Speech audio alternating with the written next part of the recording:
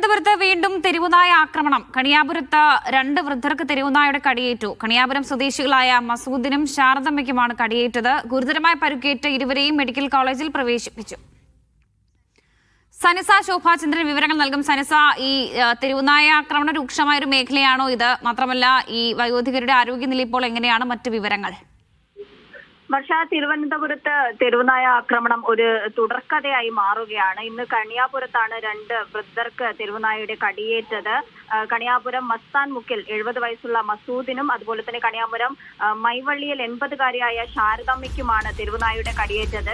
ശാരദമ്മ വീടിന്റെ മുറ്റത്ത് നിൽക്കുകയായിരുന്നു. തെരുവുനായ ഇവരെ ഓടിച്ചിട്ട് കടിക്കുകയായിരുന്നു.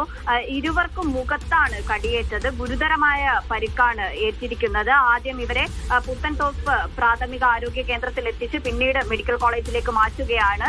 മുഖത്ത് ഗുരുതരമായി പരിക്കേറ്റ ഇരുവരും നിലവിൽ മെഡിക്കൽ കോളേജ് ആശുപത്രിയിൽ ചികിത്സയിൽ തുടരുകയാണ്. ഇത്തരത്തിൽ തിരുവനന്തപുരത്ത് എല്ലാ നഗരപ്രദേശങ്ങളിലായിക്കോട്ടെ ഗ്രാമപ്രദേശങ്ങളിലായിക്കോട്ടെ എല്ലായിടത്തും തെരുവുനായ ശല്യം വളരെ രൂക്ഷമായ ഒരു സാഹചര്യമാണ്.